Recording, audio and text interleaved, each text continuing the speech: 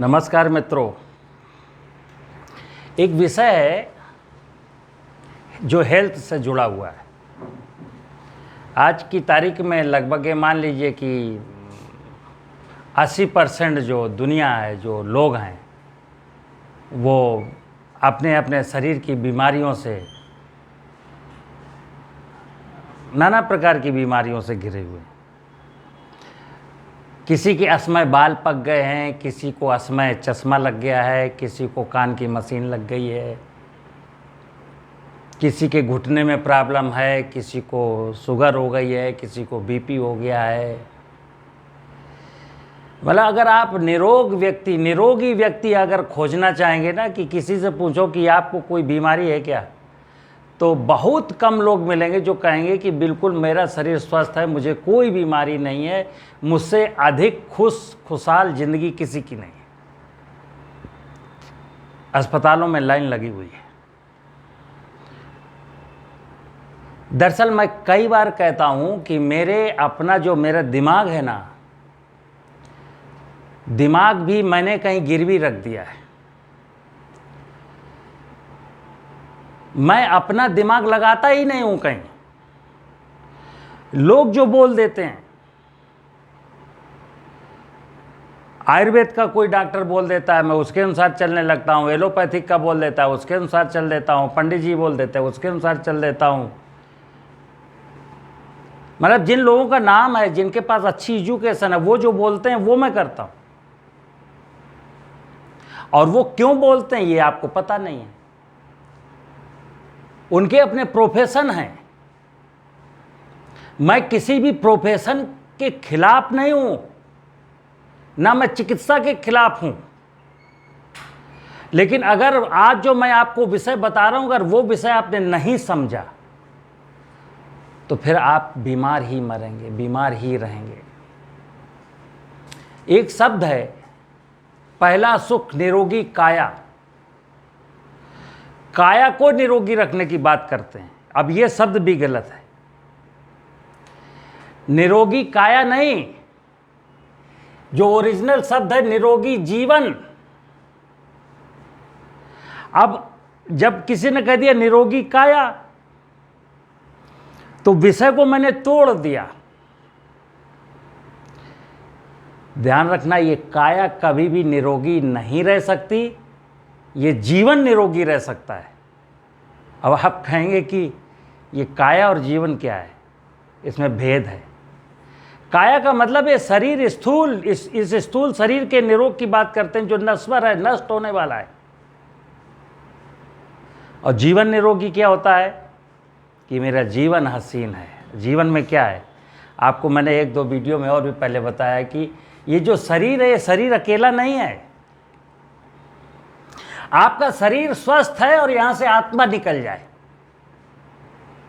शरीर आपने खूब स्वस्थ कर लिया, बहुत अच्छी डाइटिंग कर ली, मतलब एक प्रेस्क्राइब डाइट खाते हैं और जाने कितनी जड़ी बूटियां खाते हैं, पूरे ठंड भर च्यवनप्राश खाते हैं। शरीर स्वस्थ है, आत्मा निकल गई, क्या करेंगे शरीर का?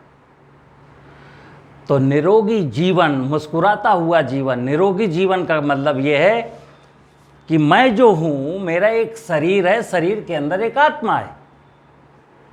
तो शरीर के केस में मैं क्या कहता हूं, इम्यूनिटी पावर, यानी शरीर में नाना प्रकार के माइक्रो ऑर्गेनिज्म है, बेनिफिशियल, जो निगेटिव पैथोजन से लड़ते हैं, इसको कहते हैं इम्यूनिटी पावर।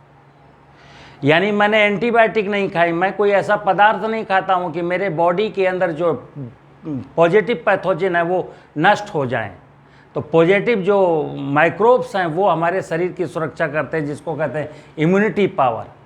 लेकिन किसी के शरीर में इम्यूनिटी पावर तो बहुत अच्छी है, लेकिन उसकी विल पावर बहुत कमज़ोर है, आत्मशक्ति नहीं है, आत्मबल नहीं है। और किसी ने दहशत फैला दी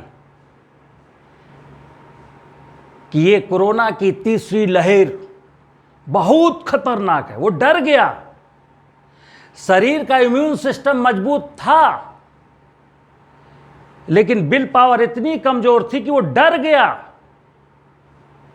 तो फिर आप क्या कहते हैं, कई बार डायलॉग सुना होगा, एक शोले फिल्म में डायलॉग है, जो डर गया समझो मर गया। तो मित्र, ये बहुत गंभीर विषय है। हमको निरोगी जीवन जीना है, और निरोगी जीवन जीने के लिए 2 दिशाओं में काम करना है। मेरा आत्मबल और इम्यूनिटी पावर, विल पावर और इम्यूनिटी पावर दोनों को साथ लेके चलेंगे। और मैं आपको बता दूं कि एक बार अगर आपका इम्यून सिस्टम थोड़ा सा वीक है लेकिन विल पावर बहुत स्ट्रांग है तो आप बच जाएंगे। लेकिन अगर आपकी विल पावर कमजोर है, इम्यून सिस्टम थोड़ा सा वीक है, मतलब विल पावर कमजोर है, इम्यून सिस्टम सही है, तो आप बचेंगे नहीं। लेकिन लोगों ने क्या बताया, सारे के सारे इस WHO और मतलब पूरी दुनिया के जो चिकित्सा विज्ञान है ना, चूँकि उनका प्रोफेशन है, किसी को एलोपैथिक का इलाज करके धन कमाना है, किसी को आयुर्वेद का इलाज करके धन कमाना है, किसी को मतलब अपने अपने प्रोफेशन है। अब उन्हीं में द्वंद्व हो रहा है, 2 पैथियों में द्वंद्व छिड़ा हुआ है। राइट कोई नहीं है और राइट हो भी नहीं सकता, क्योंकि आप जब तक अपने दिमाग से पैदल हो, यानी आपने अपने दिमाग को किसी के अधीन गिरवी रख दिया है, हमने अपनी दिमाग से सोचना समझना ही बंद कर दिया है, तो क्या होगा? यही होगा। अगर मैं देखूंगा कि जैसे देखिए, आप शरीर का संबंध प्रकृति से है। अब आप अभी आयुर्वेद की दवा की बात हो रही है, बहुत तगड़ी बात हो रही है कि आयुर्वेद से बड़ी कुछ इलाज नहीं है, और आयुर्वेद की जड़ी बूटियाँ उगाने की बात हो रही है, मतलब जड़ी बूटियों की खेती हो रही है। खेती में भी प्रोफेशन है, धंधा है कि कैसे अर्निंग ज़्यादा हो। तो क्या होता है कि प्रकृति की व्यवस्था के खिलाफ, प्रकृति की व्यवस्था के खिलाफ जाकर के जब हम किसी औषधि की खेती करते हैं तो उसमें औषधि गुण नहीं होते हैं, आप खाते रहिए सुगंधा। तो यहाँ के आप प्रकृति यानी प्रकृति के नियमों के अधीन जब कोई औषधि हमको मिली है ना, और सारी की सारी मेडिसिन चाहे आयुर्वेद की हो चाहे एलोपैथ की हो, एलोपैथ और आयुर्वेद की मेडिसिन में क्या डिफरेंस है? आयुर्वेद माने काष्ठ औषधियाँ, सीधे सीधे पंचांग या फल या फूल या पत्ती या सीड, जब किसी वनस्पति का यूज करते हैं सीधे सीधे, उसको आयुर्वेद कहते हैं। और इन्हीं वनस्पतियों में से जब पर्टिकुलर कोई एलिमेंट, पर्टिकुलर कोई तत्व निकाल करके और उसको इंजेक्शन के रूप में, टेबलेट के रूप में बनाते हैं, वो एलोपैथ हो जाती है। किसी भी वनस्पति में पता चला कि 40 घटक हैं, 40 प्रकार के तत्व हैं, उनमें से एक तत्व मनुष्य के शरीर में ये क्रिया करता है, उस तत्व को केवल निकाल करके जब वो हम देते हैं तो उसको एलोपैथी कहते हैं, और जब सीधे सीधे जब देते हैं तो वो आयुर्वेद होता है। तो शरीर का संबंध प्रकृति से है, और इसको मैं दर्शन कहता हूँ। जब तक दर्शन नहीं समझ लूँगा कि प्रकृति के साथ मेरा क्या संबंध है, तब तक शरीर स्वस्थ नहीं हो सकता। अगर प्रकृति को इग्नोर कर देते हैं और बाजार आधारित हम व्यवस्था में चले जाते हैं, हम अर्जुनारिष्ट पीना है तो अर्जुन की छाल लेके अर्जुनारिष्ट बनाते नहीं हैं, हमें बोतल वाला पसंद है, तो परेशानी है। अब पता नहीं वो अर्जुन का पेड़ कहाँ खड़ा है। कई बार अर्जुन के पेड़ ऐसी जगह खड़े हैं जहाँ गंदे नाले का पानी जाता है, जिसमें बहुत हैवी मेटल्स हैं। अब उस अर्जुन के पेड़ का अगर आपको कोई दवा मेडिसिन बनी बनाई मिल गई तो आपको क्या करेगी? तो ये आज का जो विषय है मेरा, वो उस पर मैं नहीं जा रहा हूँ। बात केवल इतनी है कि निरोगी जीवन के जब भी निरोगी जीवन की बात करेंगे तो हमको शरीर प्लस आत्मा, यानी कि इस शरीर में एक आत्मा भी है, उसकी हमें विल पावर बढ़ानी है, और बढ़ेगी किससे? आध्यात्म से। आध्यात्मिक एक विषय है। वो विषय क्या है? जो आदमी ये कह देगा कि आत्मा अजर अमर अविनाशी, कभी मरती नहीं है, और जो धरती पर आया वो जाएगा, मरने से क्या डरना, जाको राखे साइयां मार सके ना कोई। जिस व्यक्ति को इन शब्दों पर विश्वास है क्या कि जाको राखे साइयां मार सके ना, मुझे मौत से डर नहीं लगता, इसको कहते हैं विल पावर। क्योंकि आप यहां पर क्या हुआ, हम इतने स्ट्रांग हो जाते हैं कि अरे ठीक है यार, तब फिर मेरा इम्यून सिस्टम काम करता है।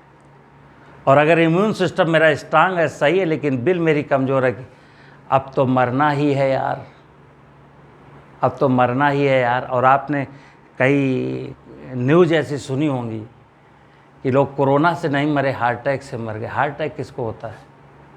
दहशत, विल कमज़ोर थी। ये तो तय मरना होगा, उस दिन तो मरेगा आदमी, इसमें भी कोई संदेह नहीं, क्योंकि मृत्यु से विजय कोई नहीं प्राप्त कर सकता। तो आज का जो विषय था, हमको जीवन, निरोगी जीवन के लिए शरीर की इम्यूनिटी पावर जहाँ एक और बढ़ानी है, वहीं अपनी विल पावर को स्ट्रांग करना है।